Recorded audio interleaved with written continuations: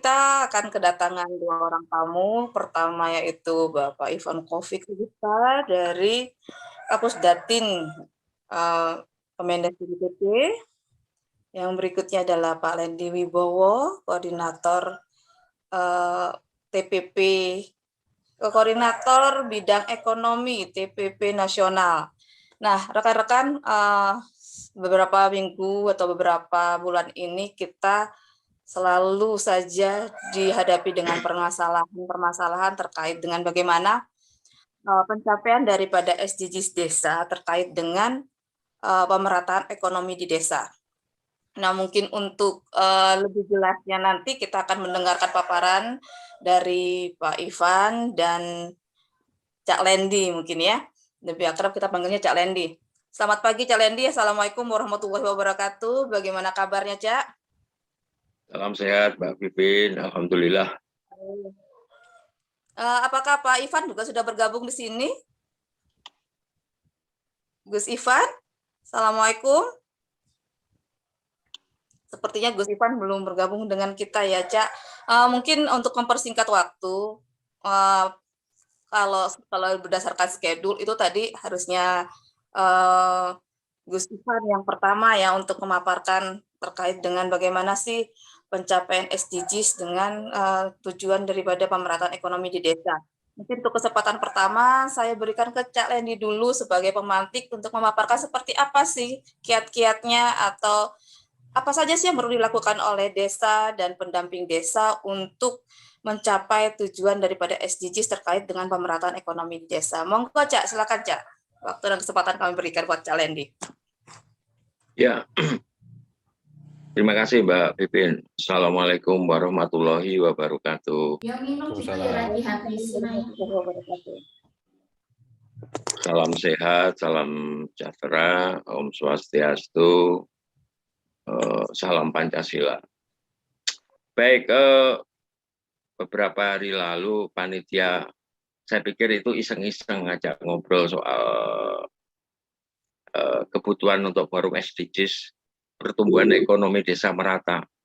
Saya kebetulan diajak diskusi itu karena bidang saya soal ekonomi, jadi ya saya usulkan soal pertumbuhan ekonomi desa merata. Saya yakin dari pengalaman lapangan dan dinamika perkembangan yang ada selama ini pada tingkat implementasi, teman-teman sudah berada pada fase untuk melihat secara langsung sejauh mana implementasi kebijakan itu. Namun, forum ini akan menjadi pertukaran atau sharing pemahaman mengenai sejauh mana langkah-langkah kita itu mengkonfirmasikan terhadap konsep maupun kebijakan yang ada. Mbak Pipin, saya mau share materi sebentar ya. Saya mau mulai ini dengan langsung, supaya lebih ringkas gitu ya. Pada isu lapangan. Jadi bagaimana nanti kemudian kebijakan mengkonfirmasi terhadap kebutuhan-kebutuhan lapangan, sekaligus berusaha untuk membangun sebuah hipotesa bahwa antara kebijakan dengan kebutuhan lapangan itu bisa nyambung.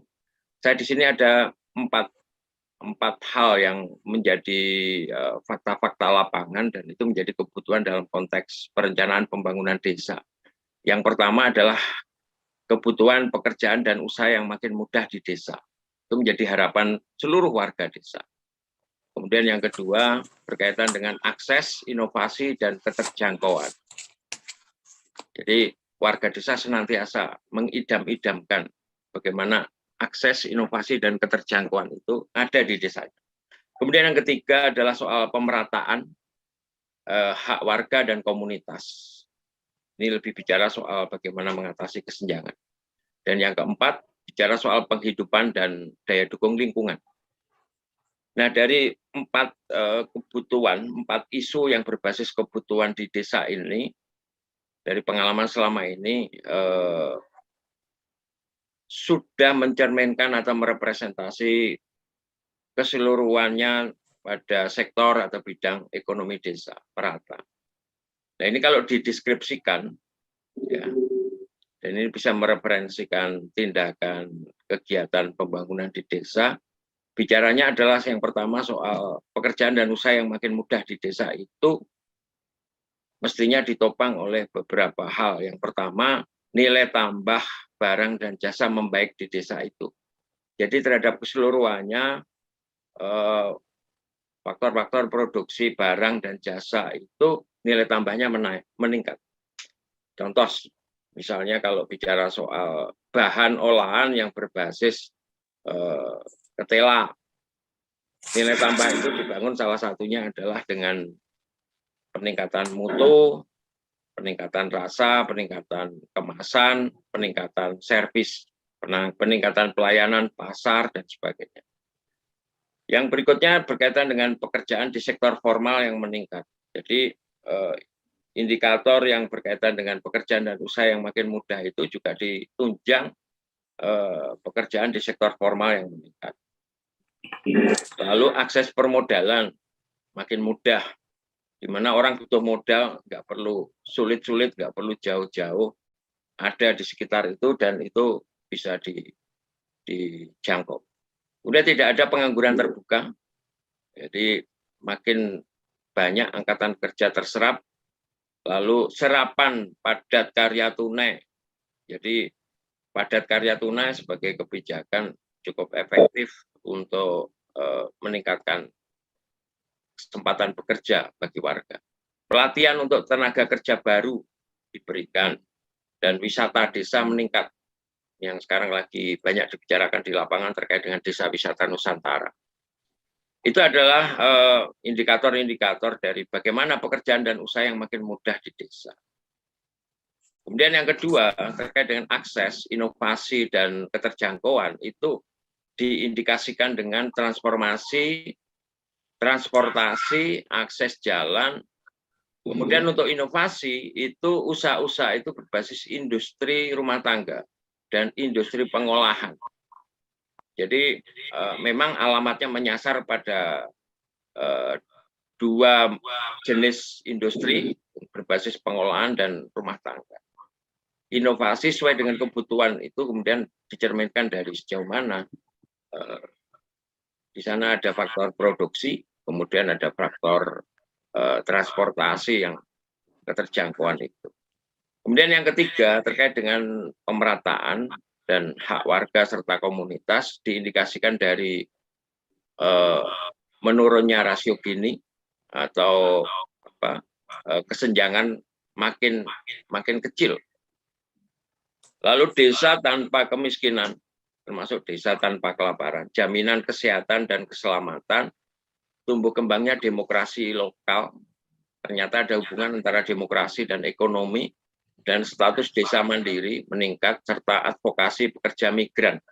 Kita tahu bahwa ada banyak desa yang memberi sumbangan yang cukup besar terhadap pekerja migran. Ini ada layanan untuk advokasi bagi mereka.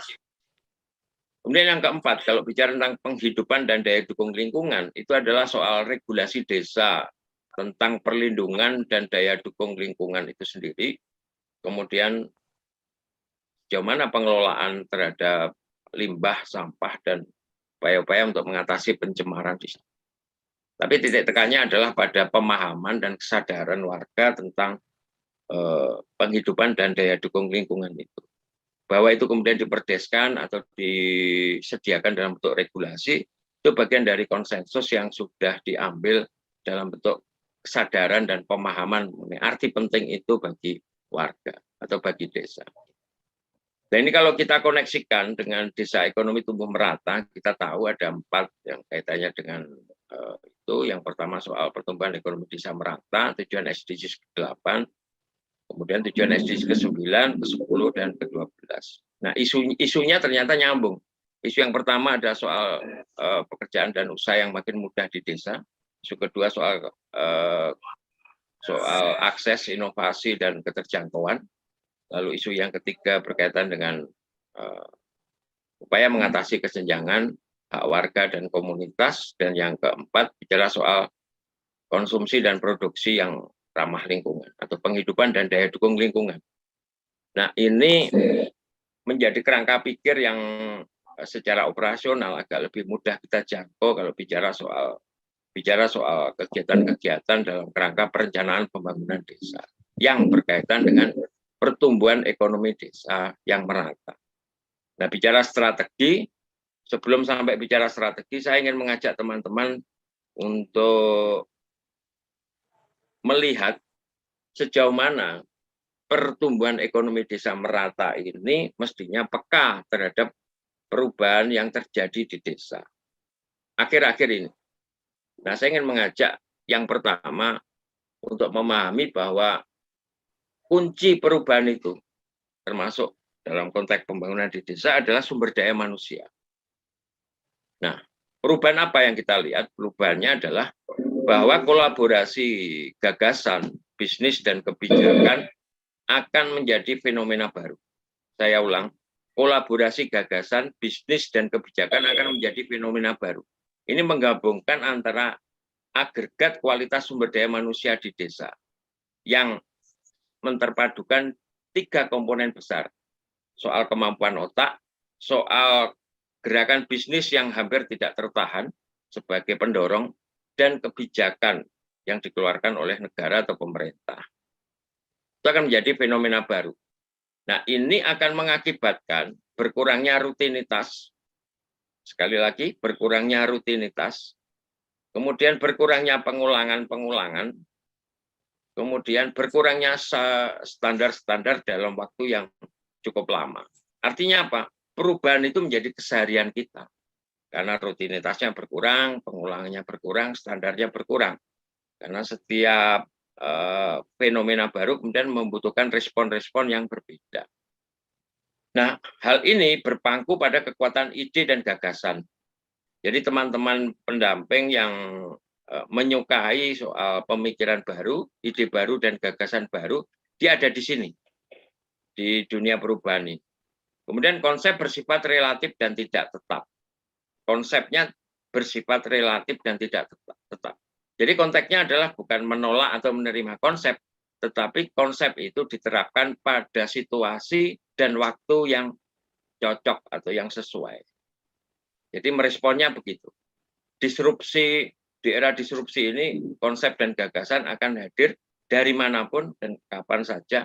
Nah, tetapi kemudian sejauh mana itu bisa diterapkan tergantung dari pembacaan kita atas situasi dan kondisi pada saat itu. Hari ini bisa diterapkan, mungkin minggu depan nggak bisa lagi. Itu sangat mungkin kita alami. Kemudian yang kedua, dalam konteks peka terhadap perubahan itu adalah titik temu sisi demand dan sisi supply di pasar. Ya, saya ulang teman-teman, 2 unsur pokok yang menjadi pembentuk pasar adalah bertemunya sisi demand dan sisi supply. Namun dalam konteks perubahan ini, pasar tidak sekedar mentransaksikan produk. Ada produk dijual dengan harga, dibeli, dia beli berapa, langsung ketemu. Tetapi dalam konteks perubahan itu, bahwa di dalam produk inherent ada ide dan gagasannya. Apa? Ya, ada ide dan gagasan di dalam produk. Cek satu-satu, seluruh produk-produk BUMDes yang lancar, biasanya deskripsi terhadap ide dan gagasannya itu lebih lengkap. Mau bicara kopi, mau bicara produk olahan, mau bicara snack, mau bicara apa dan sebagainya, yang ingin diketahui oleh konsumen adalah informasi tentang produk itu. Pasar tidak hanya meminta penjelasan, tetapi juga menyumbangkan gagasan, karena kemudian pelaku pasar menganalisa. Ini pasar tidak hanya dalam bentuk fisik ya, tetapi juga dalam pasar-pasar di era digital sekarang ini, pasar online. Nah, ini terlihat dari fenomena anak-anak milenial yang berbisnis online. Jadi kalau Mbak Pipin mungkin punya putri yang sudah mulai remaja atau apa, kemudian bisnis online dan jalan, kadang-kadang kecepatan dia menjalankan usaha itu mengalahkan kemampuan kita berpikir untuk mengikutinya. Yaitu memang fenomena yang ada di kita sekarang ini, di mana anak-anak milenial berpikir cepat dan bertindak cepat, memanfaatkan teknologi yang ada. Itu bagian dari perubahan yang ada. Ini kalau istilah saya, menjadi modalitas sumber daya desa yang sekarang ini sudah hadir. Mau bicara tentang marketplace, mau bicara soal bisnis online, mau bicara soal YouTuber, semuanya adalah bicara soal bagaimana desa peka terhadap perubahan itu dan memanfaatkannya untuk kepentingan itu tadi, ekonomi desa tumbuh merata. Slide yang kedua. Slide yang ketiga. Nah, ini. Slide yang ketiga ini saya ingin mengajak teman-teman untuk bicara strategi. Nah, untuk strategi ini yang saya tawarkan adalah menggabungkan dua pendekatan, yaitu membaca situasi makro dan memperkuat tindakan mikro. Membaca situasi makro itu maksudnya adalah keadaan umum kita pelajari, perubahannya seperti apa, kemudian tindakan mikro itu adalah tindakan di dalam ruang pekerjaan kita. Secara ringkas, saya sampaikan. Di dalam pembacaan makro itu ada 3 situasi yang saling berkaitan dan saling mempengaruhi. Yang pertama adalah bergabungnya 3 unsur antara produk, jasa, dan layanan. Sekali lagi, bergabungnya produk, jasa, dan layanan. Kemampuan dari kita adalah membaca perubahan sosial ekonomi, peluang usaha, membaca kompetitor, membaca produk, meng-create market atau pasar, dan bagaimana menciptakan pasar dari produk yang ada. Ada produk yang dibuat melihat pasar dulu, tetapi ada produk yang dibuat justru dia menciptakan pasar. Nah, ini menuntut amatan kita yang lebih baik tentang bagaimana produk, jasa, dan layanan itu beroperasi di era sekarang, bukan di era kemarin. Kemudian yang kedua, itu adalah menggabungkan antara ide, gagasan, dan revitalisasi inovasi. Ini bicara soal cara-cara inovasi dan kebaruan melalui penemuan kembali, melalui revitalisasi, melalui cara-cara baru yang dikembangkan. Dari cara produksinya, dari cara kemasannya, dari cara layanannya, dari cara promosinya, dari cara pengambilan tematiknya, dan sebagainya. Kemudian yang ketiga, pembacaan makro bicara soal perubahan perilaku produksi, konsumen, dan pasar. Ini penjelasannya adalah soal bagaimana kita di jajaran pendamping ini juga terlibat dalam kerja-kerja mengorganisir usaha dan kerja dari manapun dan mengembangkan bentuk-bentuk pasar serta kolaborasi usaha. Jadi di tingkat peer group atau kelompok kecil selalu mendiskusikan bagaimana perubahan perilaku, produksi, konsumen, dan market ini menghasilkan terobosan-terobosan baru. Nah, dari hasil pembacaan makro ini, kita memperkuat tindakan mikro di lingkungan pekerjaan kita. Yang pertama, memperkuat hulu.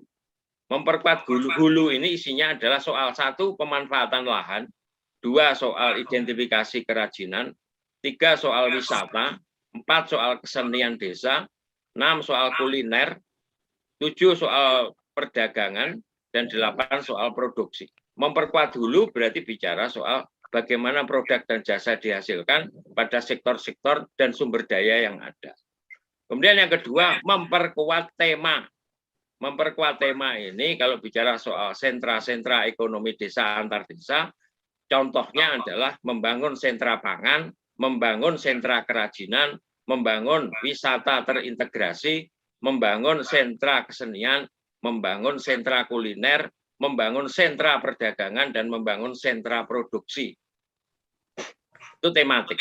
Dan yang ketiga, memperkuat strategi BUMDes untuk keberlanjutan. Ini bicara soal bagaimana BUMDes didekati dalam kerangka sustainability itu kuat fondasinya, kuat strukturnya, kuat atapnya, dan kuat bangunannya.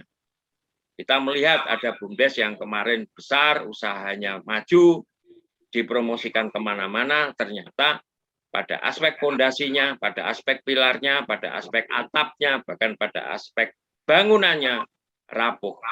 Nah, kita berharap bahwa dalam kerangka memperkuat tindakan mikro ini, maka yang ketiga soal memperkuat strategi BUMDes untuk keberlanjutan ini juga bisa kita agendakan. Kemudian yang berikut bicara soal, nah ini, karena tadi saya sudah singgung soal kunci keberlanjutan BUMDes, bicara soal fondasi, bicara soal pilar, bicara soal atap dan bangunan. Apa yang dimaksud dengan pondasi BUMDes? Berarti apa? Bicara soal prinsip, nilai, konsensus, aturan main, dan tindakan kolektif. Selalu diperkuat dari hari ke hari, dari waktu ke waktu. Kalau dalam perjalanannya pondasinya itu rapuh, maka tanda-tanda ke depan akan resiko dan ketidakpastian itu pasti ada. Nilai-nilainya ditinggalkan, aturan mainnya nggak jelas, konsensus dilewati, kemudian kebersamaan sebagai sebuah gugus atau unjuk kerja tidak terlihat. Kemudian yang kedua soal pilar. Bicara soal pilar ini bicara struktur kalau dalam ilmu bangunan. Yang pertama adalah para pihak bagaimana, keterlibatan, kontribusinya. Kemudian yang kedua peran dan tanggung jawab mereka. Lalu peran para aktor yang lain di desa yang mestinya bisa memberikan kontribusi terhadap struktur BUMDes. Kemudian pandangan masyarakat umum itu juga harus diperhatikan. Opini yang berkembang, pendapat masyarakat umum tentang BUMDes. Apakah dia kenal, seberapa dia kenal, lalu kalau sudah kenal, penilaian mereka terhadap BUMDes seperti apa. Dan yang ketiga soal atap. Atap ini menggabungkan 4 unsur, yaitu soal kinerja, mulai dari keuangan, operasional, administrasi, usaha, dan lain-lain. Kemudian adaptasi, kemampuan untuk menyesuaikan diri terhadap perubahan, baik karena perubahan teknologi maupun kebijakan dari pemerintah, maupun perubahan akibat pergantian pengurus, perubahan akibat pertambahan personel, perubahan karena pergantian kepala desa. Nah, kemampuan-kemampuan adaptasi organisasi itu diuji di sini. Kemudian yang ketiga, kepercayaan. Bagaimana kepercayaan para pihak terhadap BUMDes senyatanya, bukan normatifnya. Dan yang terakhir adalah diuji dengan sejauh mana kerjasama pihak ketiga itu secara alami atau natural pada BUMDes itu telah berlangsung selama itu. Dan yang terakhir, bicara soal bangunan BUMDes, ada BUMDes kecil tetapi sehat. Ada BUMDes besar namun tak sehat dengan resiko besar dan ketidakpastian. Dan akhirnya rontok. Kuncinya adalah yang pertama, tidak mengabaikan gotong royong berusaha, karena ini nilai dasar yang melekat baik dalam Undang-Undang Desa maupun Undang-Undang Cipta Kerja, PP 11 maupun Permen 3, termasuk yang terakhir soal Permen 15. Kemudian yang kedua soal senantiasa meningkatkan hasil. Ini bicara soal usaha. Jadi usaha itu sederhananya sebenarnya adalah tidak rumit. Bagaimana setiap unit usaha BUMDes itu dari waktu ke waktu hasilnya meningkat. Itu sudah baik. Sudah baik. Syukur-syukur ditargetkan setahun sekali. Tapi kalau misalnya secara periodik, seminggu sekali, 1 bulan sekali, terlihat hasilnya kelihatan meningkat, itu sudah lumayan. Kemudian yang ketiga, hati-hati di dalam mengelola. Hati-hati dalam mengelola ini harus ada di dalam unsur kepengurusan BUMDes. Siapa yang pegang? Biasanya orang yang pegang keuangan. Biasanya yang pegang duit. Itu harus hati-hati. Kemudian yang keempat, konsisten pada asal dan tujuan pembentukan. Nah, ini kalau kita lihat teman-teman, pada aspek nilai, pada aspek tujuan, pada aspek kepengelolaan, itu dicerminkan dari 4 unsur pokok kalau bicara bangunan. Ada yang kuat di business development, dia sukanya ngegas, itu harus diimbangi dengan kehati-hatian oleh orang-orang yang pegang keuangan yang biasanya kuat di rem. Kalau kendaraan itu kuat di rem, hati-hati. Dia selalu care terhadap pengeluaran yang dilakukan. Itu kalau bicara soal kunci keberlanjutan BUMDes. Nah, ini saya kira teman-teman sebagai pancingan diskusi kita pada pagi hari ini. Tadi saya sudah sampaikan yang berkaitan dengan perspektif dari SDGs desa, ekonomi tumbuh merata, dikaitkan dengan fakta lapangan. Kemudian yang kedua berkaitan dengan strategi, ya. Lalu yang ketiga berkaitan dengan kunci keberlanjutan BUMDes ini. Nah, saya berharap Ini bisa menjadi pemantik atau pemicu kita diskusi pada pagi hari ini. Nanti kita akan lanjutkan diskusinya. Teman-teman tadi kita sudah lihat di chat juga ada beberapa teman mungkin yang sudah ingin bertanya, mungkin sudah ada di otaknya, sudah ada di catatannya. Oh, ini harus diperjelas, harus ini seperti apa sih, seperti itu. Oke, mungkin kesempatan pertama saya berikan, siapa yang ingin bertanya dulu? Yang raise hand.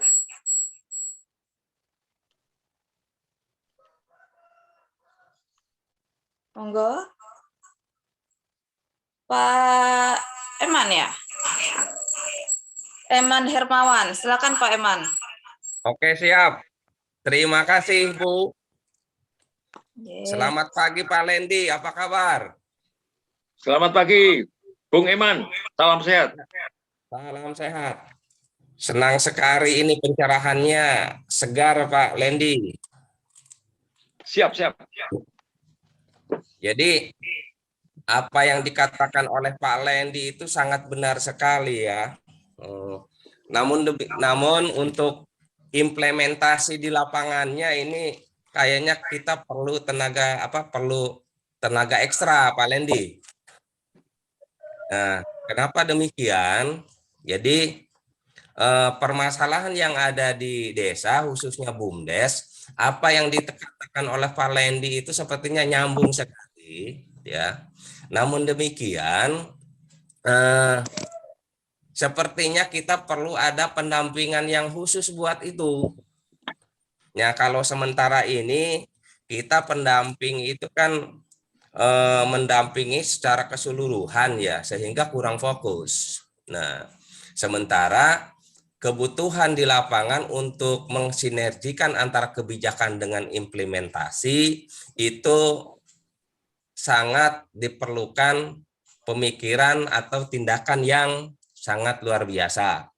Nah, permasalahan yang di lapangan itu yang paling utama itu adalah bagaimana kita menerapkan prinsip manajemen, planning, organizing, acting, controlling. Nah, kemudian dari sisi implementasi yang lebih detail, yang dihadapi oleh desa itu adalah mengenai teknologi dan pasar. Ya, di mana teknologi itu supaya untuk meningkatkan nilai tambah produk baik barang ataupun jasa. Yang kedua, bagaimana kita bisa bersaing di pasar, baik pasar lokal ataupun pasar secara global. Nah, di pasar lokal kita itu perlu membangun sebuah sinergi di mana BUMDes di lokal itu saling bisa memproduksi dan bisa memasarkan satu sama lain. Nah, dalam hal ini perlu adanya sebuah kesepakatan one village one BUMDes, atau kalau dulu itu one village one product. Nah, harapannya apa?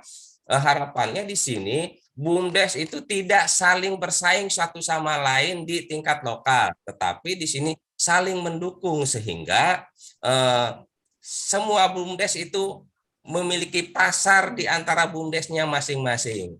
Kemudian di tataran global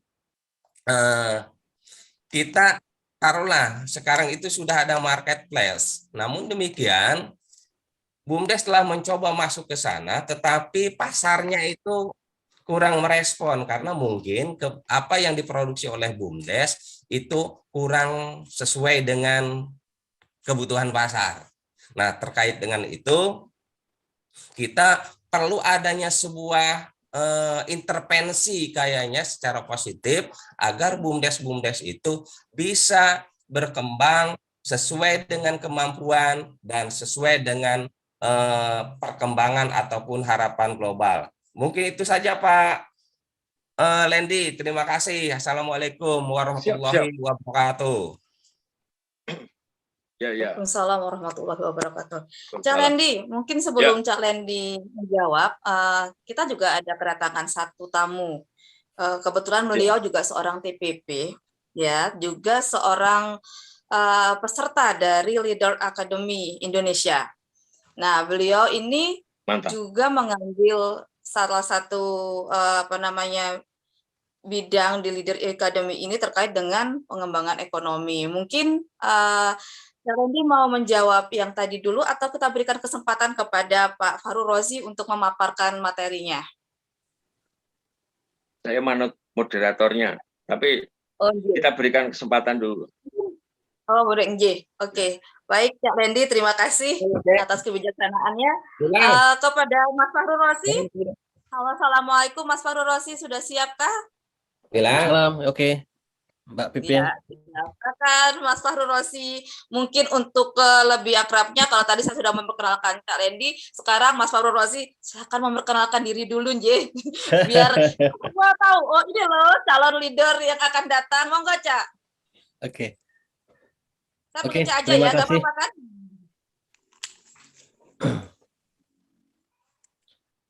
Iya, Dek. Oke, terima kasih. Assalamualaikum warahmatullahi wabarakatuh. Salam sejahtera, Om Swastiastu, Namo Buddhaya, salam kebajikan untuk kita semua. Selamat pagi, salam sehat untuk kita semua.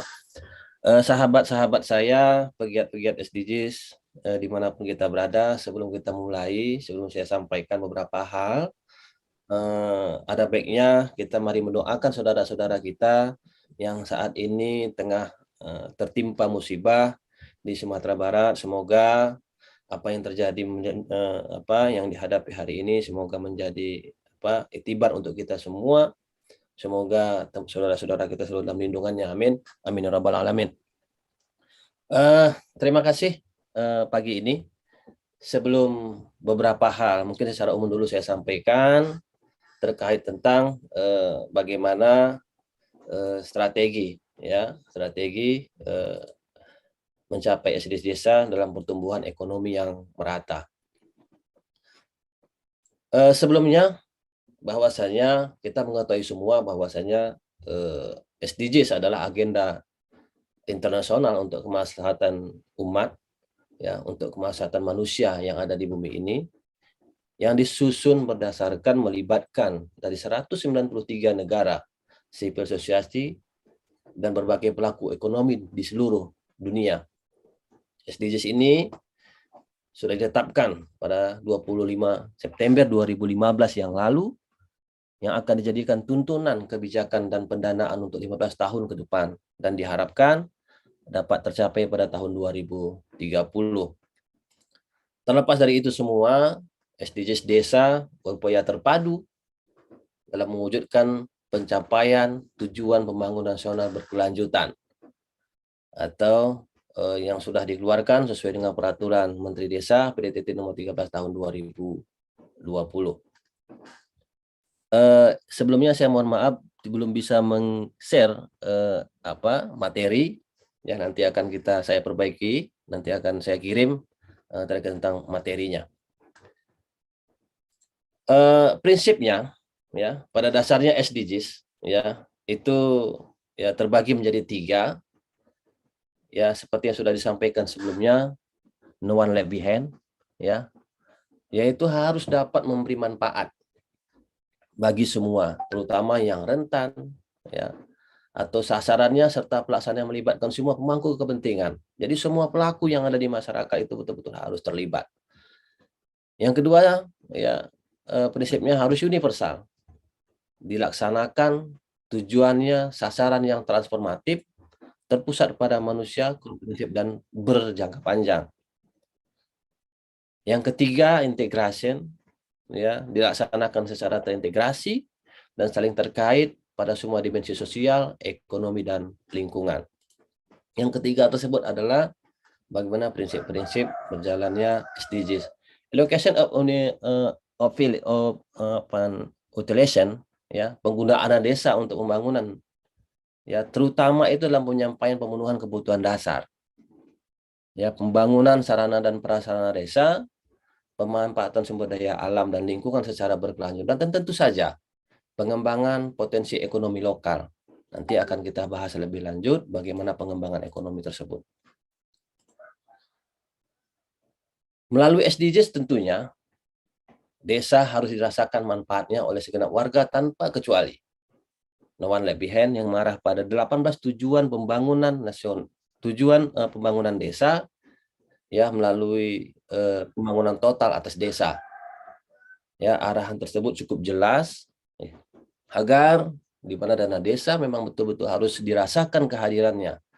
Warga desa harus betul-betul tanpa terkecuali harus berdampak pada ekonomi sumber daya manusia sesuai dengan arahan Presiden yang sudah kita dengarkan. Desa mempunyai keluasan untuk menentukan arah pembangunan desa yang sesuai dengan kondisi faktual yang ada di desa. Sesuai dengan ditambahkannya satu poin terkait terhadap kearifan lokal dan adat istiadat yang ada di desa sesuai dengan SDGs nomor 18.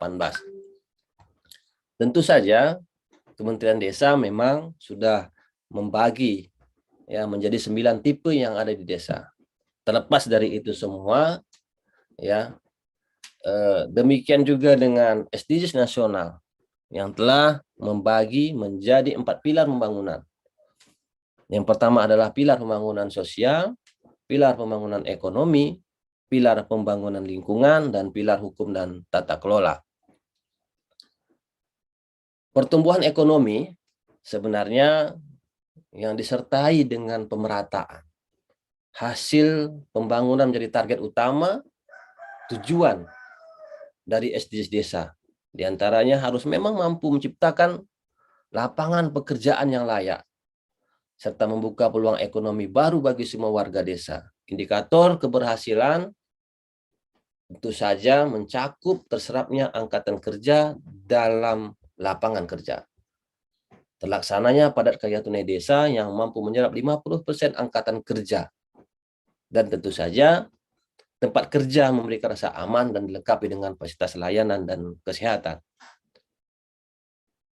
Dalam hal ini, ya, dalam pemerataan ekonomi, BUMDes sekali lagi mungkin dinilai dapat mewujudkan program SDGs desa serta menjadi 5 instrumen perwujudan SDGs desa. Kenapa demikian?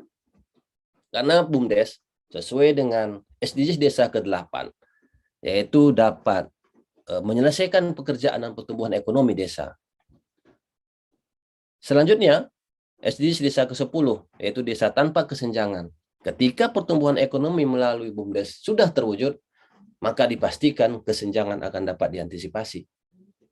Yang ketiga, SDGs desa ke-16 yaitu damai dan berkeadilan. Aspek keadilan yang dapat diwujudkan oleh BUMDes yaitu keadilan ekonomi di mana tidak ada kesenjangan yang jauh antara kaya dan miskin. Yang keempat, ya, SDGs yang ke-17 yaitu kemitraan untuk pembangunan desa. Pada poin ini mungkin BUMDes diharapkan dapat menjalin kemitraan dengan BUMN, pemerintah daerah hingga swasta. Seperti yang sebelumnya tadi disampaikan, bagaimana menciptakan kebersaingan pengelolaan BUMDes. Yang kelima, SDGs desa yang ke-18, yaitu ini adalah suatu SDGs yang ditambahkan dari Kementerian Desa, yaitu kelembagaan desa dinamis dan budaya desa adaptif. Disinilah diperlukan inovasi-inovasi yang ada di desa. Dapat dilakukan dengan tetap berupaya berpijak dan bertumpu pada budaya dan adat istiadat yang ada di desa. Yang sudah berjalan dengan baik, namun terus berupaya melakukan inovasi baru agar terjadi percepatan dan peningkatan ekonomi di warga masyarakat desa. Mungkin sementara itu dulu yang dapat saya sampaikan. Nanti akan kita lanjutkan dengan forum diskusinya. Terima kasih atas kesempatannya. Mohon maaf atas segala kekurangannya. Billahi taufiq wal hidayah. Assalamualaikum warahmatullahi wabarakatuh. Waalaikumsalam warahmatullahi wabarakatuh. Nah, tadi rekan-rekan mungkin kita sudah dengar bersama apa yang dipaparkan oleh Pak Fahru Rozi dan juga Cak Lendi. Ada satu kesatuan bahwa dalam mencapai tujuan SDGs desa itu membutuhkan suatu kiat-kiat, suatu strategi kita bersama. Karena kita yang akan mengawal bagaimana tujuan SDGs ini bisa tercapai. Untuk lebih jelasnya lagi, sambil menunggu Gus Ivan datang, mungkin kita tambah satu penanya dulu. Setelah itu nanti baru Cak Lendi mungkin bisa menjawab secara keseluruhan daripada pertanyaan pertama dan pertanyaan kedua nanti. Monggo silakan Pak Hairus Soleh, dipersilahkan untuk bertanya. Monggo buka Sudah halo di Pak mute. Hairus. Oh iya, silakan. Ya. Terima kasih atas waktunya. Selamat pagi teman-teman pegiat dan juga narasumber. Langsung saja Bapak, Ibu. Yang kami tanyakan di sini kan tadi dari dua narasumber menyatakan bahwasanya untuk mensejahterakan masyarakat melalui ekonomi, salah satunya dengan cara menghidupkan BUMDes seperti itu ya. Yang saya tanyakan, sekarang kan BUMDes itu sudah berbadan hukum. Nah, sekarang pemerintah itu menggencarkan bahwasanya untuk pengadaan barang dan jasa itu bisa melalui tender dan penunjukan langsung ataupun pengadaan langsung untuk PT atau PT UMKM, perseroan terbatas UMKM. Yang saya tanyakan yang pertama, bisakah badan usaha BUMDes untuk mengikuti pengadaan barang dan jasa, baik itu pengadaan langsung, tender, ataupun penunjukan langsung yang diadakan oleh pemerintah? Itu yang pertama. Yang kedua, yaitu kemarin kami menyimak pernyataan atau statement daripada Gus Menteri, yaitu mungkin yaitu yang nomor poin 27 yang kami catat, yang sudah kami masukkan di dalam BRP, yaitu beliau berstatement perlu dipahami BUMDesa tidak harus memberikan kontribusi PADES di APBDes, tidak harus BUMDes mempunyai unit usaha, tidak harus BUMDes menjadi institusi produktif yang menghasilkan profit sebagai pembeda dari BUMD, BUMN, dan BUMDes. Mungkin yang pertanyaan yang kedua, kami meminta pencerahan daripada Pak Lendi ataupun narasum yang lain mengenai statement daripada Gus Halim di kuliah umum di Setialan, Jakarta, Politeknik Setialan di Jakarta itu. Mungkin cukup dua saja pertanyaan dari kami. Terima kasih atas waktunya. Wassalamualaikum warahmatullahi wabarakatuh. Waalaikumsalam warahmatullahi wabarakatuh. Nah, Cak Lendi tadi ada dua pertanyaan yang sama-sama mungkin berkaitan dengan bagaimana kiat-kiat kita untuk mencapai tujuan SDGs dalam pertumbuhan ekonomi merata. Pertama, terkait strategi kita di lapangan untuk menumbuh kembangkan pertumbuhan ekonomi ini. Mungkin yang kedua tadi Mas Hairus itu terkait dengan BUMDes ya Mas Hairus ya. Bagaimana dalam PP 11 ini menganjurkan bahwa setiap BUMDes itu berbadan hukum. Nah, kalau sudah berbadan hukum nanti kita bisa sebagai penyedia pelayanan jasa di desa. Nah, sementara kalau kita lihat di lapangan banyak juga BUMDes yang mungkin yang belum siap untuk berbadan hukum. Nah, yang berikutnya pertanyaan kedua, ada pernyataan Gus Menteri dalam pengukuhan wisudawan pascasarjana Universitas Lampung ya, di sana di mana dikatakan bahwa BUMDes ini tidak memiliki unit usaha, tidak menghasilkan suatu keuntungan. Dan ini nanti saya akan kembali juga pada beberapa waktu yang lalu saat kita mengikuti Zoom meeting bersama Kades Iwan ya, di mana BUMDes ini dinyatakan tidak punya kelamin karena salah satunya dia ya kalau masih teman-teman ingat mungkin ya, teman-teman pegiat ingat, beliau menyatakan bahwa BUMDes ini belum pasti arahnya, apakah dia ini mencari profit oriented ya atau mencari keuntungan atau hanya sebagai pelayan sosial di masyarakat.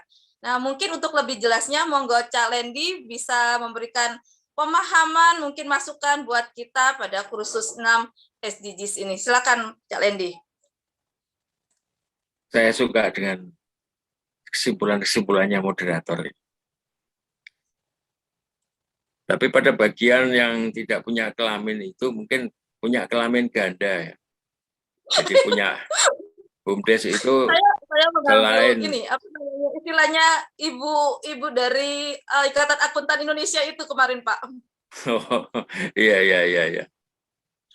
Selain punya fungsi sosial, dia juga punya fungsi ekonomi, atau dibalik. Selain punya fungsi ekonomi, di dalamnya ada profit, di dalamnya ada usaha, tetapi dia juga bisa menjalankan fungsi-fungsi sosial, pelayanan umum. Ya. Baik, kita mulai dari yang Pak Eman dulu tadi, karena sudah mengawali, memberikan tanggapan dan pertanyaan berkaitan dengan strategi. Saya kira ini forum yang pertama, jadi forum yang pertama itu kerangka pikirnya harus kuat, sampai pada tingkat mengantar ke pintu strategi. Nanti kalau misalnya ada pertemuan yang kedua, kita baru bicara soal strategi, bahkan ke langkah-langkah operasional. Nah, pada bagian kerangka pikir ini kita harus kuat, karena dengan kerangka pikir yang kuat akan mengurangi beban strategi itu 50%.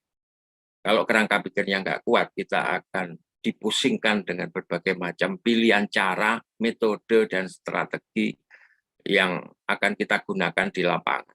Tapi kalau kerangka pikirnya kuat, maka kita akan disederhanakan langkah-langkah itu di dalam pilihan-pilihan strategi dan pendampingannya.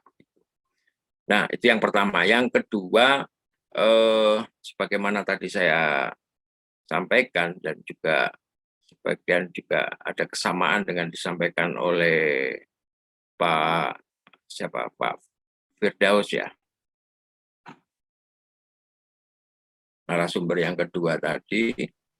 Intinya gini, coba Pak Fakhur Razi, coba ingat-ingat lagi bahwa yang dimaksud pertumbuhan ekonomi desa merata yang mencerminkan kebutuhan dan fakta desa itu kebetulan juga menjadi bagian dari tujuan SDGs desa, terutama pada 4 tipologi yang menjadi ruang lingkup atau pembatas dari apa yang dimaksud dengan pertumbuhan ekonomi desa merata. Itu harus kita kunci di memori kita. Yang pertama soal akses usaha dan pekerjaan. Jadi warga desa itu harus terbantu akses usaha dan pekerjaannya. Dia mau usaha atau dia mau kerja, itu ada salurannya. Kalau itu sudah ada salurannya, itu satu komponen itu sudah terjawab. Kemudian yang kedua soal keterjangkauan dan inovasi. Bicara soal keterjangkauan itu adalah termasuk prasarananya, jalan ke tempat-tempat produksi itu bagaimana, jalan ke pasar yang menjual produksi itu bagaimana, ada kesulitan nggak. Kemudian inovasi ditekankan di kebijakan itu bicara soal industri olahan dan industri rumah tangga. Jadi kalau teman-teman ngobrol-ngobrol dengan Pak Kades bicara soal itu, maka bicara adalah soal bagaimana industri olahan dan rumah tangga itu bisa dikembangkan. Halo, Mbak Vivin, suara saya masih didengar ya? Masih, Cak. Silakan, Cak, lanjutkan, Cak. Nah, itu kunci yang kedua. Kuncian yang ketiga itu adalah bicara soal bagaimana mengatasi kesenjangan atau gap. Jadi ini soal pemerataan pembangunan desa. Ada nggak kantong-kantong kemiskinan? Teman-teman sudah kerja keras mengawal BLTDD, sudah kerja keras untuk menemukan KPM. Nah, dicari lagi di mana itu ada, sehingga akses terhadap pembangunan itu bisa merata ke seluruh desa, yang ujungnya adalah rasio Gini akan diperbaiki, bisa diperbaiki, makin mendekati angka 1. Nah, kalau itu bisa kita capai, itu 3 komponen itu sudah bisa kita jawab. Nah, tinggal 1 komponen lagi, itu ruang lingkup. Jadi teman-teman nanti setelah forum ini, cara menjelaskannya harus sudah letterlock, tidak bisa umum. Yang keempat adalah bicara soal bagaimana ya, konsumsi produksi yang menjadi penghidupan manusia di desa itu ramah lingkungan, ya, ramah lingkungan.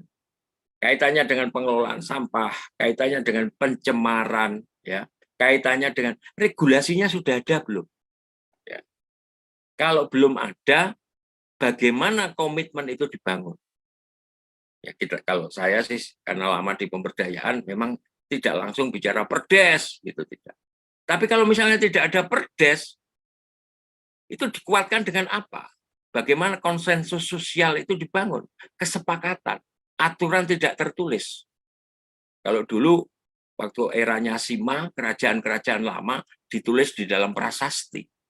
Bahkan mantra-mantra yang mengancam terhadap kerusakan lingkungan itu ditulis di atas batu. Tapi di era sekarang, bagaimana itu diikat? Kalau secara formal, kita berarti bicara soal regulasi, perdes yang memastikan perlindungan terhadap lingkungan itu sudah ada di desa. Nah, 4 itu, ya diingat-ingat 4 itu. Akses usaha ke pekerjaan. Yang kedua soal keterjangkauan dan inovasi. Yang ketiga soal mengatasi kesenjangan. Yang keempat soal penghidupan yang ramah lingkungan. Itulah yang menjadi kunci perspektif dari ekonomi desa tumbuh merata. 4 itu. Nah, ini baru kemudian kita jabarkan dalam bentuk faktor-faktor pendukung.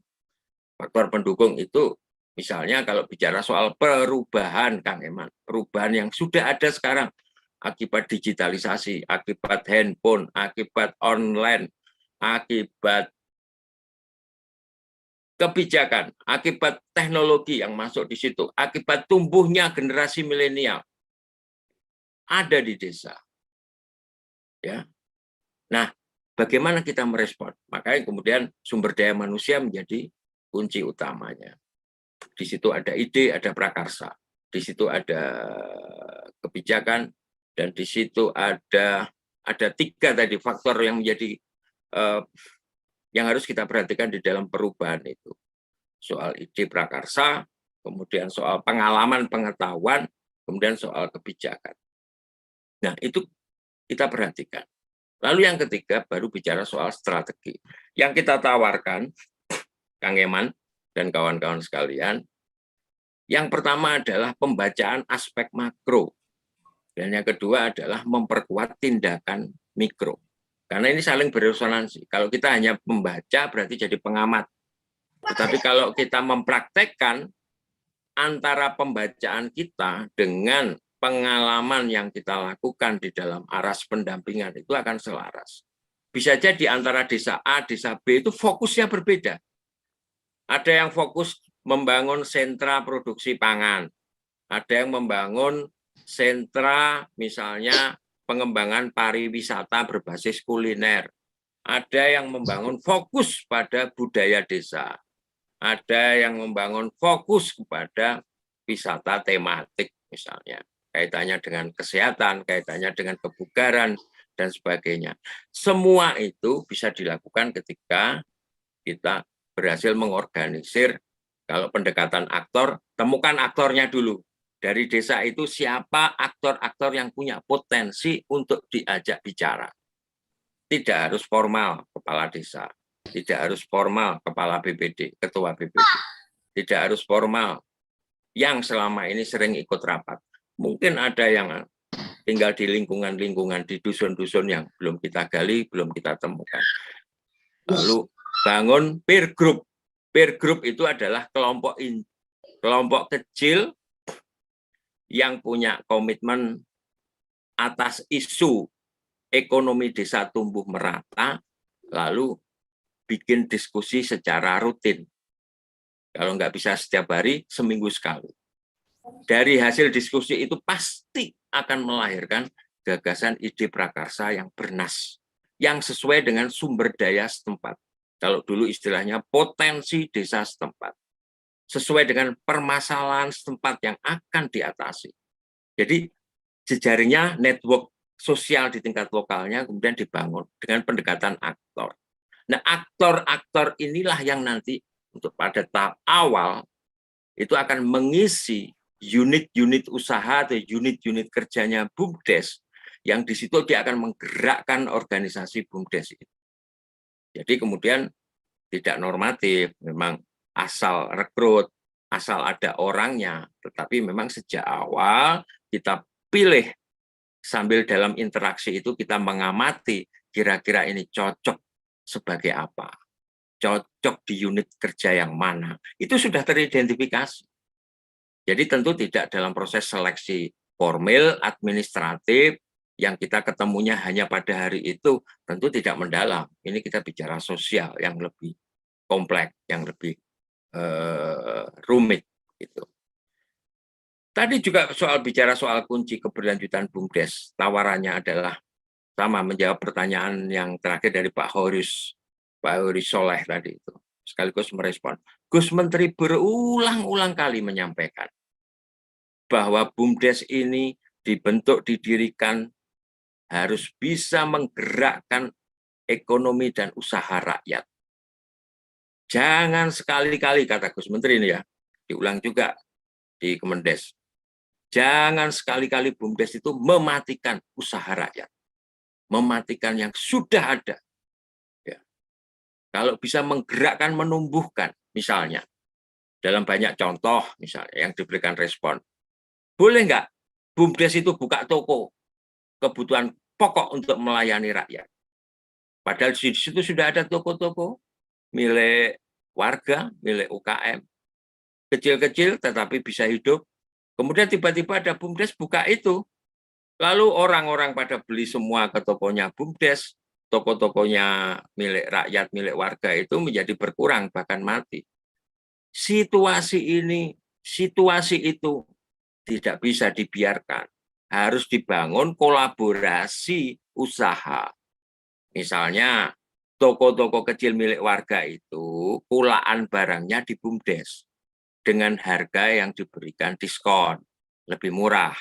Sehingga kalau misalnya belanja di toko yang lain, milik swasta yang lain, dia agak mahal, mungkin juga servisnya itu kurang bagus, belanja di BUMDes. Nah, maka dengan model seperti itu, kemitraan itu akan terbangun. BUMDes melayani toko-toko milik warga. Lalu pertanyaannya, kalau ada konsumen individu beli di BUMDes, boleh nggak? Ya boleh, tapi harganya jangan sampai lebih murah dari toko milik warga. Nah, itu contoh yang sangat teknis bagaimana pola kemitraan itu bisa dibangun. Dan itu contoh-contoh yang lain yang kira-kira menjadi bukti bahwa BUMDes bisa menggerakkan ekonomi warga, usaha warga, itu memang menjadi kemauan kita bersama, bukan hanya kemauan Gus Menteri yang sudah berpesan berkali-kali. Kalau istilahnya Gus Menteri itu adalah sebagai agregator dan konsolidator usaha ekonomi rakyat. Termasuk kalau bisa, saya pernah temukan itu salah satu BUMDes di Kabupaten Blitar, itu BUMDes itu membuka unit kerja konsultasi bisnis. Jadi apa? Kliennya itu adalah PKL yang ada di perempatan desa, ya, di kecamatan, dibantu sama dia. Karena unit kerja itu memang diisi oleh orang yang cakap di bidang itu. Cara ngajari pembukuan sederhana, cara bikin cash flow sederhana, cara bikin, dan itu tidak harus pendamping. Pendamping itu hanya mempertemukan. Ini loh ada tenaga-tenaga yang punya kemampuan di bidang itu dihimpun, kemudian difasilitasi menjadi unit kerjanya BUMDes. Nah, mereka akan bekerja, memberikan jasa layanan konsultasi itu. Dan awal-awal gratis, layanan itu gratis. Ini menjadi bukti bahwa BUMDes memang tidak semata-mata mengejar profit. Dia juga ada layanan-layanan sosial. Ya, layanan sosial itu yang lain juga macam-macam. Karena memang itu di Undang-Undang 6 maupun Undang-Undang Cipta Kerja dibolehkan BUMDes itu menjalankan kegiatan-kegiatan yang bersifat sosial. Misalnya yang berkaitan dengan kelistrikan, yang berkaitan dengan air minum, itu kan tidak semata-mata profit oriented. Tetapi memang yang profit oriented itu menjadi salah satu indikator. Tetapi jangan dipaksa-paksa BUMDes yang bergerak di sektor sosial itu kemudian didorong-dorong untuk ekonomi. Tapi pertanyaannya adalah ekonomi sopo sing garap, kan gitu. Kalau belum ada yang garap di situ, ya disarankan Pak Bumdes, bagaimana kalau dibicarakan di Musdes untuk bikin unit-unit usaha ekonomi karena potensi kita besar, ya. Sumber daya kita juga ada, siapa tahu ini penting dan baik bagi masyarakat, bagi Bumdes, bagi desa dan sebagainya. Proses-proses itu saya kira teman-teman sering lakukan dan itu memang butuh waktu berulang kali disampaikan karena memang bicara soal desa ini membutuhkan pendekatan-pendekatan yang multidisiplin ilmu, sosiologi masuk, antropologi masuk, jangan hanya satu disiplin ilmu, ekonomi hanya ekonomi, nah jangan, karena memang persoalan di desa ini tidak cukup hanya didekati dengan satu sektor, harus multisektor. Kemudian yang contoh nih, saya berikan contoh nih Mbak Vivin.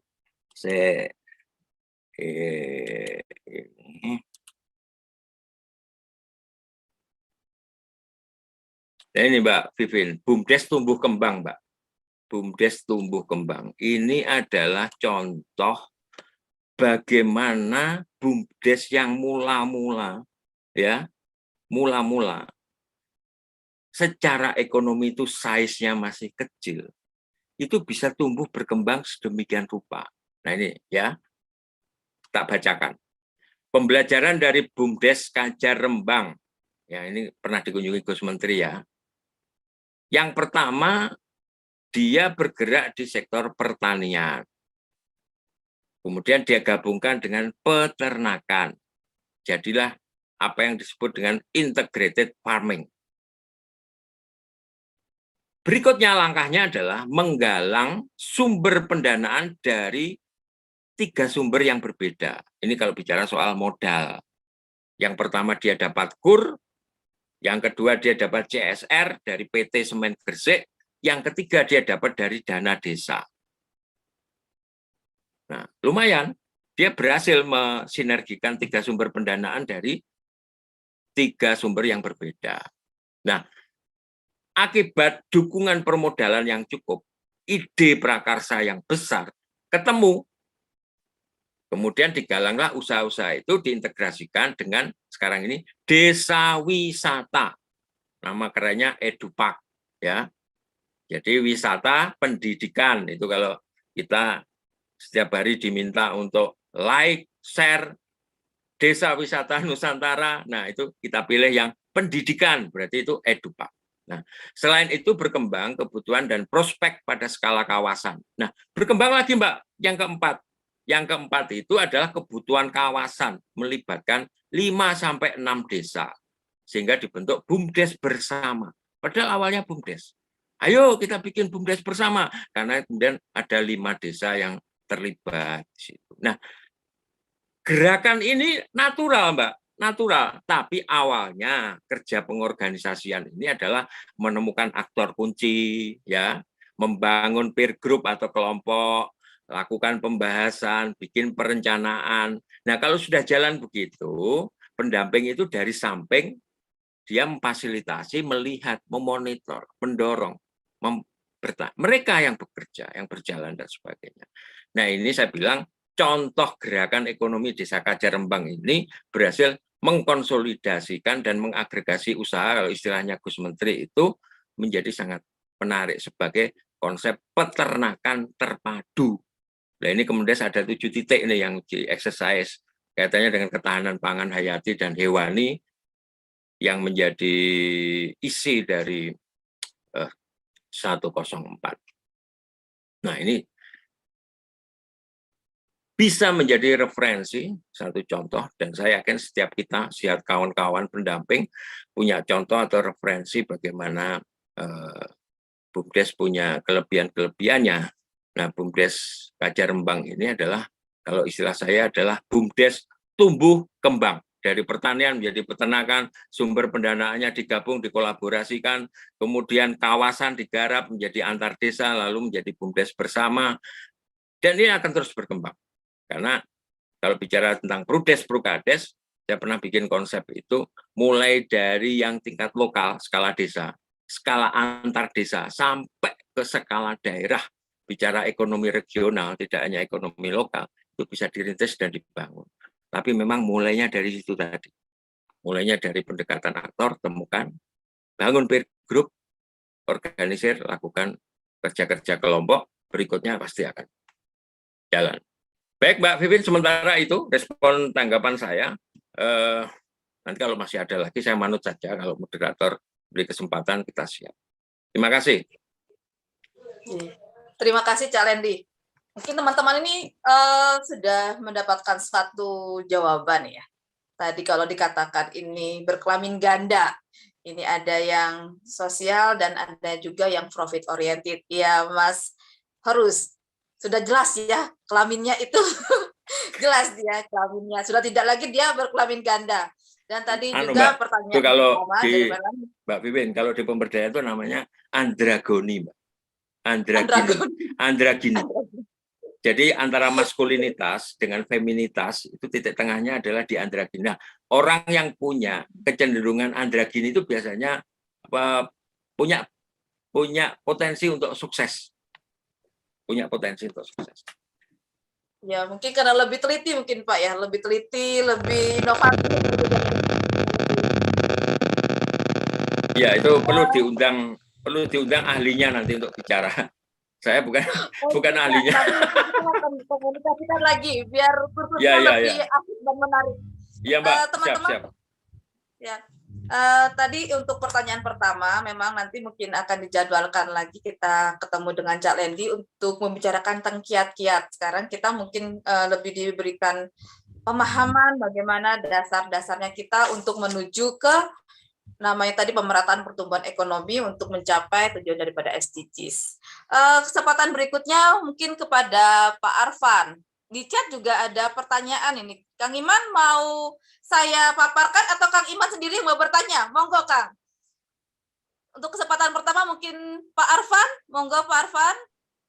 Ya. Wah, minta tolong di-unmute. Buka. Ya, terima kasih, Mbak. Assalamualaikum warahmatullahi wabarakatuh. Selamat pagi. Salam sejahtera untuk kita semua. Pak Lendi yang saya hormati, Pak. Menarik sekali, Pak. Saya langsung, Pak, di pokok persoalan. Saya mungkin agak sedikit lari, tapi ini saya menemukan masalah, Pak. Masalahnya adalah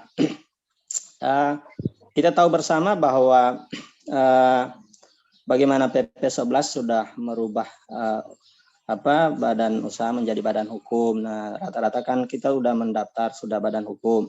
Nah, problemnya adalah tadi soal menyinggung masalah permodalan, Pak. BUMDes itu kita sudah mulai dorong bagaimana melakukan kerjasama dengan pihak ketiga. Nah, tentu begitu melakukan ekspansi kerjasama, kendalanya kita adalah di modal. Nah, ketika melakukan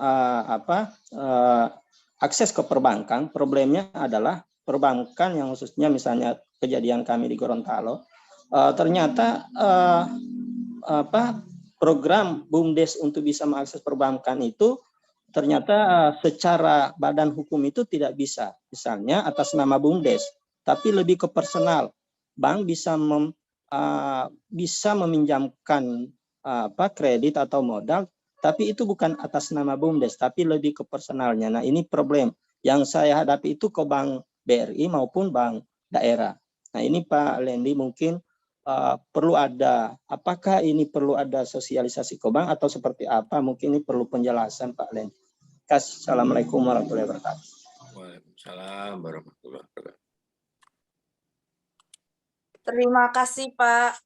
Nah, tadi juga ini hampir sama. Mungkin kalau tadi saya dengar pemaparan Pak Cak Lendi bahwa dalam membangun sebuah BUMDes memang ada dasarnya, ada rumahnya, ada atapnya.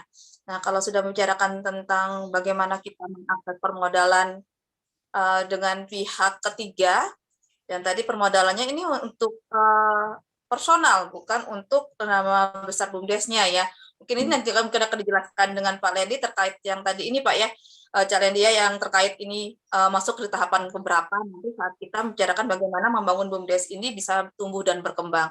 Monggo Cak, mungkin bisa diberikan masukan dari pertanyaan teman tadi. Nah, ini Pak Arfan ini kawan lama saya, Mbak. Terima kasih Pak Lendi. Sering komunikasi sama beliau.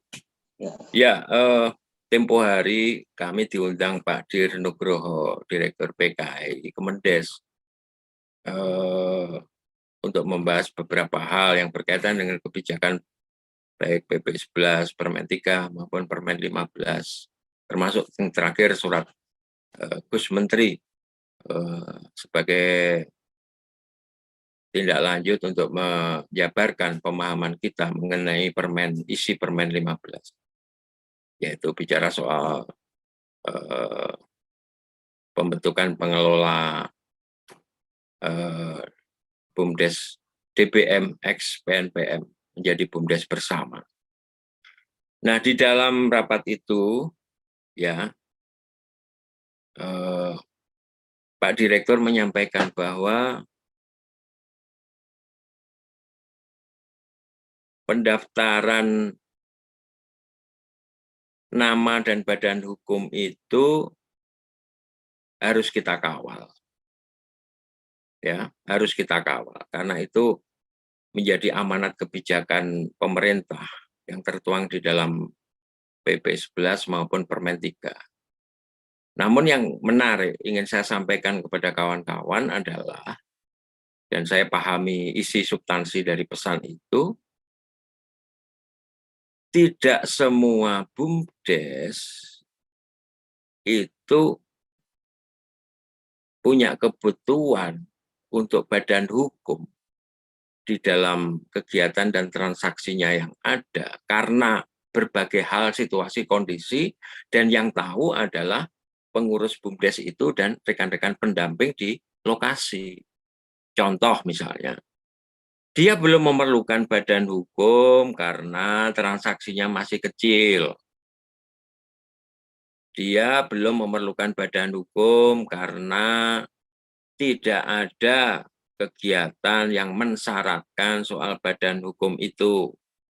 Ya. Kalau pengurus mengejar percepatan proses pendaftaran badan hukum itu, kalau bisa juga dikawinkan dengan kebutuhan-kebutuhan setempat, bahwa kegiatan, transaksi, usaha, dan sebagainya itu memang sudah pada kondisi membutuhkan badan hukum. Dan itu disediakan oleh Kementerian Desa yang namanya aplikasi pendaftaran nama dan badan hukum. Nah, ini tolong kembali bahwa ini persoalan cara kita berpikir mengenai regulasi kebijakan ini dalam mensosialisasikan ke lapangan harus pas. Supaya ada BUMDes yang sudah ngejar-ngejar badan hukum, begitu kita tengok, ternyata sama sekali kegiatan usahanya itu belum ada yang jalan. Coba cek. Saya berharap kawan-kawan sahabat desa semua bisa lihat. Tujuannya untuk bantu lakukan pembinaan yang memang dibutuhkan. Coba cek. Apa persoalannya? Sudah berbadan hukum kok usaha belum jalan? Ada yang bilang modalnya kecil, Pak. Nggak ada, Pak. Tahun 2001 modalnya berapa? Belum, Pak. Kami masih fokus di BLTDD. Sumber pendanaan keuangan dari APBDes yang lain nggak ada, Pak. Oke. Bagaimana untuk tahun 2022? Ada, Pak. Alhamdulillah ada modal dari desa. Lumayan. Berapa, Pak? 13 juta. Sumber pendanaan lain ada nggak? Nggak ada, Pak. Sekarang coba pikir, kawan-kawan. BUMDes dengan modal 13 juta selama setahun dan sudah berstatus badan hukum, untuk apa? Nah ini loh, ini harus betul-betul disinkronkan antara jagat langit dengan jagat bumi, antara kebijakan dengan kebutuhan itu harus nyambung, kawin, bersetubuh kalau istilahnya, sehingga hasilnya akan baik. Tapi untuk BUMDes-BUMDes yang memang transaksinya tinggi, kegiatannya banyak, pihak ketiga sudah memintakan itu, ya harus dibantu didorong badan hukumnya itu. Jangan malah belum badan hukum karena bisa menghambat kegiatan aktivitas usaha mereka. Kalau yang ditanyakan oleh Pak Arfan tadi, ini bukan hanya problem di Gorontalo. Saya kira kita belum ada setahun ya soal Badan Hukum BUMDes ini. Tentu butuh sosialisasi ya kepada para pihak supaya apa yang disebut sebagai Badan Hukum BUMDes ini ya diterima di ekosistem usaha nasional. Terutama misalnya perbankan atau korporasi yang mau kerjasama dengan BUMDes. BUMDes itu sudah badan hukum dan tidak ada keraguan di dalamnya yang menyangkut status legalnya, yang menyangkut status badan hukumnya itu. Tapi ini kan butuh sosialisasi, butuh diinformasikan, dijelaskan, dan sebagainya. Yang tadi sudah dijawab juga oleh Pak Arfan. Apakah butuh sosialisasi? Iya. Karena perlakuan terhadap badan hukum tentu mengikuti ketentuan-ketentuan badan hukum yang ada. Kalau masih muncul perorangan dan sebagainya, tentu ini harus diluruskan. Gitu. Nah, kami pun di nasional melakukan diseminasi, sosialisasi terkait badan hukum BUMDes ini kepada para pihak. Pak Dirhoho, Pak Nugroho menyampaikan juga rencana Rakornas BUMDes bersama transformasi ex-UPK PNPM nanti sekitar bulan Maret, kalau enggak pertengahan atau akhir. Mudah-mudahan BUMDes yang sudah mendaftar badan hukum bisa ikut diundang, karena ini mencerminkan pengakuan negara terhadap eksistensi BUMDesma ex DBM PNPM. Rencananya akan dibuka oleh Pak Wakil Presiden. Nah, ini juga momentum bagaimana diseminasi terhadap status badan hukum bukan hanya BUMDesma ex PNPM, tapi juga BUMDes dan BUMDesma reguler itu tersosialisasi kepada para pihak di tingkat pusat. Nah, ini kalau diberitakan ya di media massa sampai ke daerah-daerah tentu akan lebih memuluskan, melapangkan jalan sampai ke sana itu. Nah, itu yang menjawab dari Pak Arfan tadi yang berkaitan dengan badan hukum. Nah, kesulitan-kesulitan teknis misalnya yang berkaitan dengan proses pendaftaran nama dan badan hukum itu selalu ada jalan keluar, selalu.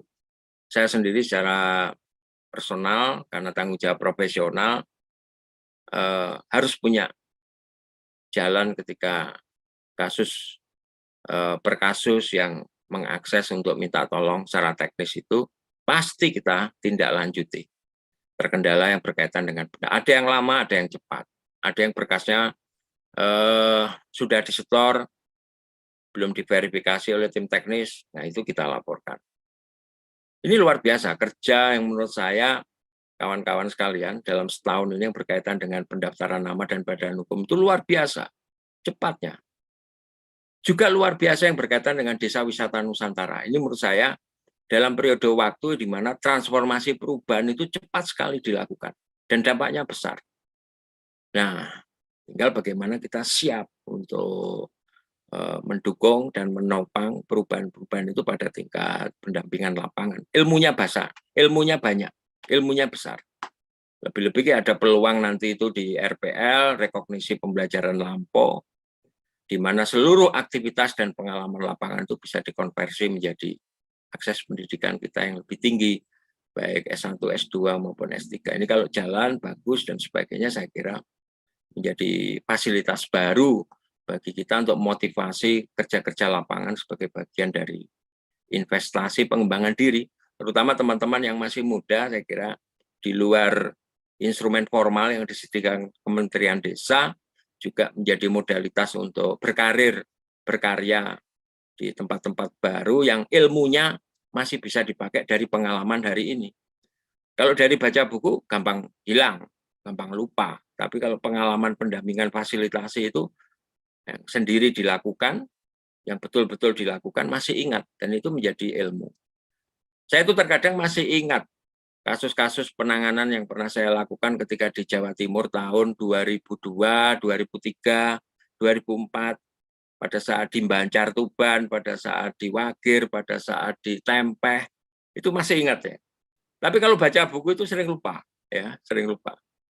Kecuali mana Mas Eman tadi itu, Mas Eman, buku-buku komik atau novel ya.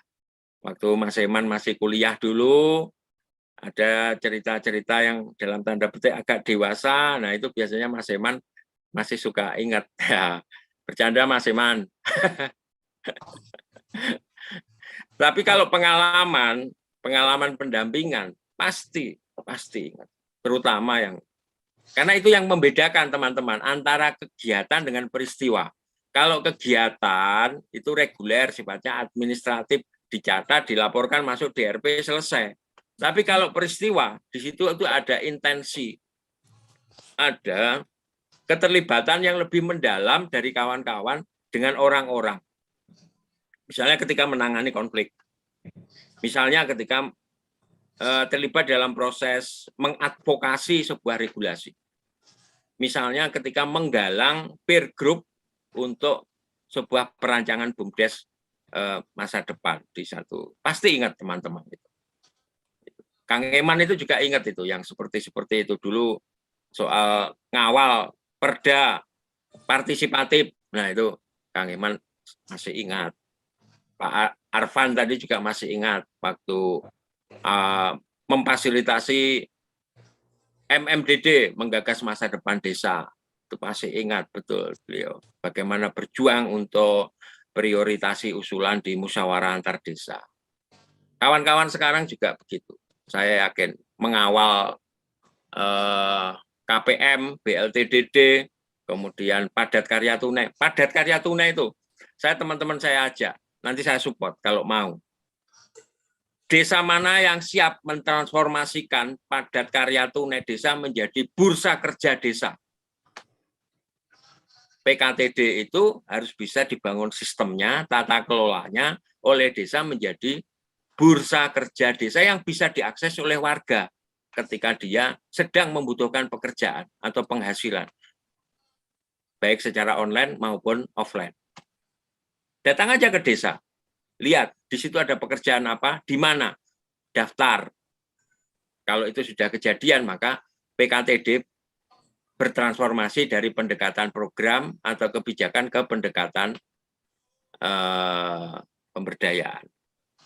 Sudah direplikasi oleh desa menjadi sebuah sistem dan tata kelola penyediaan lapangan kerja bagi warga desa. Siapa yang berminat, saya siap menjadi mitra atau partner diskusi. Silakan. Karena ini juga bagian dari ketahanan pangan juga begitu. Ketahanan pangan Hayati dan Dewani. Mungkin lain waktu kalau ada Zoom meeting lagi, kita bisa bahas tentang ketahanan pangan Hayati dan Dewani ini. Saya sedikit bicara ya soal pangan ini. Pangan ini kawan-kawan, ke depan akan menjadi sumber konflik dunia. Karena apa? Sumber pangan makin terbatas. Ya, karena iklim, karena cuaca, karena perubahan pola, tapi yang negara di garis khatulistiwa itu akan menjadi sumber pangan yang terakhir habisnya. Kenapa? Karena itu tadi matahari, suplai tanah, lahan dan sebagainya, laut dan sebagainya. Otomatis kita ini menjadi incaran dari manusia-manusia di belahan bumi lain. Maka kita harus bersiap. Nah, 104 soal ketahanan pangan Hayati dan Dewani itu adalah mandat negara kepada desa untuk menyiapkan bagaimana ketahanan pangan itu menjadi sistem, menjadi tata kelola. Lahan-lahan yang ada di situ tidak produktif, itu bisa dikonversi menjadi lahan pangan. Nah, bicara lahan pangan pendekatannya dua, apakah ketahanan atau kedaulatan. Kalau kedaulatan berarti bicara pangan lokal, apa yang setempat kira-kira bisa dibudidayakan di sana, dan sebagainya. Nah, itu kita bisa bicara lain waktu. Siapa tahu teman-teman juga bisa menjadi narasumber dari hasil praktek lapangannya selama ini. RPL, rekognisi pembelajaran Lampau itu adalah pengakuan terhadap pengetahuan yang bersumber dari praktek. Dan ini kekuatan yang ada di para teman-teman PD, PLD maupun TA Kabupaten. Karena dari praktek-praktek itu bisa menjadi pengetahuan dengan pendekatan induktif untuk melengkapi buku, melengkapi tek-tek yang biasanya pendekatannya teori dan deduktif. Kita kawinkan. Ini kalau Indonesia bisa mencapai itu, saya kira kita akan menjadi bangsa yang cerdas ke depan. Itu Mbak Vivin, terima kasih. Saya kembalikan ke moderator.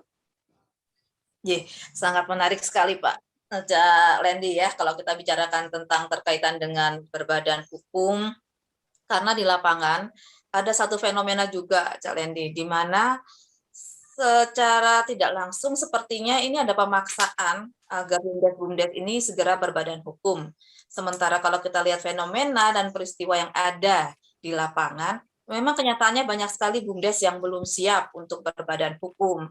Nah, ini nanti juga akan berimbas pada ketersediaan data yang akan TPP laporkan secara berjenjang. Cuman kita ingin lebih ini lagi, karena Cak Lendi yang ada di konsultan nasional dan berbiasa dengan berbaur dengan para verifikator untuk berbadan hukum ya, mungkin nanti jawabannya mungkin lebih mengena ke pertanyaan-pertanyaan yang diajukan oleh Pak dari Lampung juga Mbak Emi ya, terkait dengan tadi badan hukumnya sudah, KBLI-nya sudah, tapi apakah masih harus untuk mendaftarkan OSS ke Kemendagri? Karena ini tidak diatur dalam PP 11. Itu pertanyaan dari Mbak Emi, sedangkan dari Mas dari Lampung itu terkait dengan verifikatornya berbeda-beda standarnya.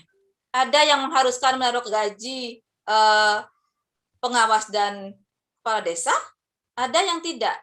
Yang pertama yang tidak meletakkan gaji pengawas dan kepala desa bisa mendapatkan verifikasi segera dan berbadan hukum. Sementara yang kedua masih mengharuskan menyerahkan nominal untuk gaji kepala desa dan gaji pengawas. Yang berikutnya juga tadi mungkin sudah dijawab sebelumnya, mungkin Masnya tadi belum bergabung ya, terkait dengan keharusan berbadan hukum itu sendiri bagi BUMDes. Silakan Cak Lendi. Gini, yang kaitannya dengan Depdagri tadi, apakah perlu proses izin dan sebagainya. Perspektifnya gini, jadi BUMDes ini begitu dia menjadi badan hukum, bahkan sebelum itu, sebagai entitas, dia kan sudah bersifat publik. Otomatis dia patuh dan taat terhadap regulasi yang ada. Semuanya, bukan yang hanya dari Kementerian Desa. Yang relevan dengan bisnis dan keorganisasian dan sebagainya. Itu pasti akan menyasar ke sana. Nah, ini tolong dipertimbangkan terkait dengan kebutuhannya.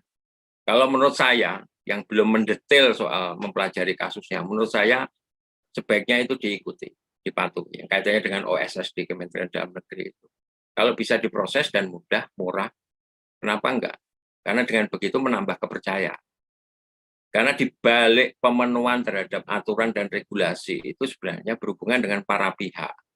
Nah, kalau sudah berhubungan dengan para pihak itu kan berarti trust. Trust itu menjadi bahan dasar untuk kerjasama. Siapa tahu dengan Dagri akan terbuka kerjasama untuk berbagai program dan proyek yang ada. Tidak hanya semata-mata soal syarat legal formal, gitu, tetapi juga ada prospeksi untuk kerjasama program. Kalau dimintakan syarat itu, why not? Kenapa tidak? Dengan sukacita, itu BUMDes harusnya dipenuhi. Kemudian yang berkaitan dengan perspektif yang agak besar yang disampaikan oleh Mas Itong tadi, saya senang dengan penjelasan itu karena itu mendudukkan ulang bagaimana ekonomi tumbuh merata itu melibatkan banyak komponen strategis di desa. Bahwa di situ salah satunya BUMDes, ya karena memang itu afirmasi policy dari Kementerian Desa, di mana BUMDes menjadi salah satu tiang utama, bahkan tiang utama di dalam menggerakkan ekonomi di desa dan di pedesaan. Tentu itu dengan syarat-syarat dan membuka ruang bagi pelaku-pelaku ekonomi yang lain untuk tumbuh bergerak. UKM, UMKM, kemudian wirausaha desa, lalu rumah tangga dan sebagainya. Perspektifnya sudah clear yang di SDGs itu. Bagaimana mengkaitkan antara aspek pertumbuhan ekonomi lokal, kemudian soal aksesibilitas dan inovasi, lalu mengatasi kesenjangan dan lingkungan. Itu sudah sangat lengkap. Kita tidak boleh menjadi serakah yang abai terhadap isu kelestarian lingkungan. Tidak boleh korporasi masuk kemudian merusak tatanan hanya atas nama investasi. Makanya kemudian di bantalan yang keempat itu bicara soal lingkungan. Kita juga tidak boleh mengejar pertumbuhan semata-mata di komponen pertama. Kita harus melihat di komponen ketiga pada persoalan kesenjangan. pemerataan distribusi pembangunan sehingga seimbang. Menurut saya penyusunnya luar biasa. Kemudian juga ada ruang untuk inovasi dan sustainability usaha. Makanya bicara inovasi. Nah, jangan lupa teman-teman, di situ di state soal apa? Industri olahan dan industri berbasis rumah tangga. Coba cek, kalau bisa dihitung. Mungkin di formnya juga sudah ada terkait dengan SDGs. Kalau ini sebagai big data bisa menghasilkan rekomendasi, bukan hanya buat kami di Kementerian Desa, tetapi juga terutama sekali oleh pemerintah desa, saya kira ini cukup membantu di dalam memperbaiki mutu perencanaan pembangunan di desa, karena sudah berbasis data. Nah, itu yang mungkin belum sempat disinggung banyak oleh kita, tetapi kalau nanti memang sudah jadi Big Data Management System dan Artificial Intelligence, kemudian rekomendasi bisa dibuat secara bertingkat, yang tadi disampaikan oleh Mas Itong soal bagaimana membangun kolaborasi pembangunan antara desa dan supradesa itu bisa sangat terbantu dengan adanya rekomendasi berbasis SDGs desa tadi. Supradesa nggak apa-apa, desa nggak apa-apa. Kemudian provinsi nggak apa-apa. Bukan hanya anggarannya, tetapi juga sudah direncanakan dalam waktu yang cukup. Terus, apalagi ya Mbak Vivin? Kayaknya cukup deh. Sampun kata. Cukup ya.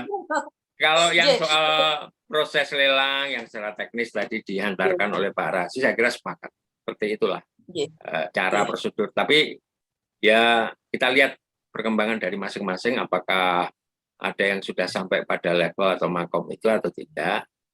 Dan kebetulan karena sudah menjadi perhatian di Kemendes juga berkaitan dengan porsi keterlibatan BUMDes dalam proses lelang untuk belanja pemerintah, saya kira kita tunggu aja nanti petunjuknya lebih lanjutnya seperti apa.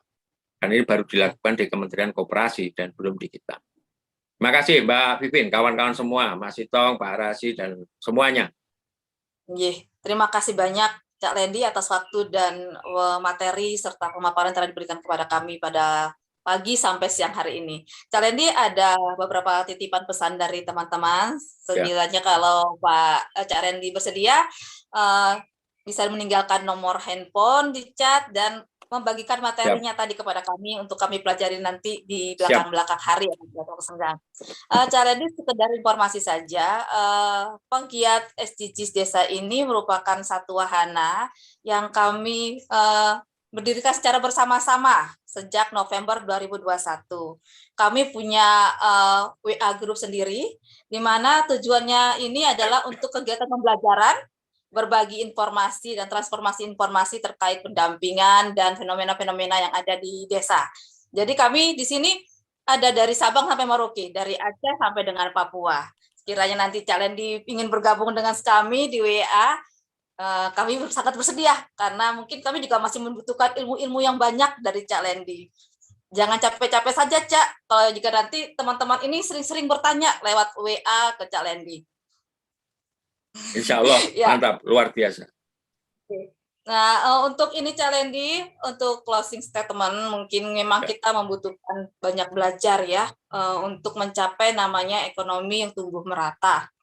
Di mana memang dibutuhkan banyaknya keterlibatan komponen-komponen yang ada di desa. Terus adanya kolaborasi, kemitraan, sinergisitas dari pelaku-pelaku ekonomi, dan juga membutuhkan semacam inovasi dan kreasi, baik dari supradesa maupun dari kami sendiri sebagai pendamping desa TPP. Mungkin nanti di kemudian hari, karena saya lihat tadi di chat maupun di WA group banyak sekali yang bertanya tentang BUMDes, ya. Mungkin lain waktu kami bisa mengundang Cak Lendi khusus membicarakan terkait dengan badan usaha milik desa secara khusus mungkin ya. Demikian dari saya Cak Lendi, semoga berkenan. Nah teman-teman, demikian kegiatan kursus SDGs Desa 6 pada pagi menuju siang hari ini. Semoga apa yang kita dapatkan hari ini mendapatkan hidayah, menjadikan sebuah momentum kita untuk berkarya di desa dengan lebih baik lagi, dan nantinya akan menghasilkan masyarakat desa yang mandiri secara ekonomi, dan tujuan SDGs ini sendiri tercapai, baik dalam pemulihan ekonomi, baik dalam mengatasi kemiskinan dan kesediaan lapangan pekerjaan di desa. Nah, semoga rekomendasi yang ada pada hari ini dapat menjadi suatu kebijakan yang bisa kita terapkan di desa, kecamatan maupun kabupaten kita, tempat kita pendampingan. Terima kasih sekali lagi atas partisipasi teman-teman. Mungkin bisa foto bersama dulu ya, Wak Ipang, sebelum kita berakhir. Ya Lendi, kami mohon maaf apabila ada salah kata, karena kami hanya manusia biasa, selebihnya itu adalah kesalahan pada kami. Wabillahi taufiq wa hidayah. Wassalamualaikum warahmatullahi wabarakatuh. Selamat kembali teman-teman.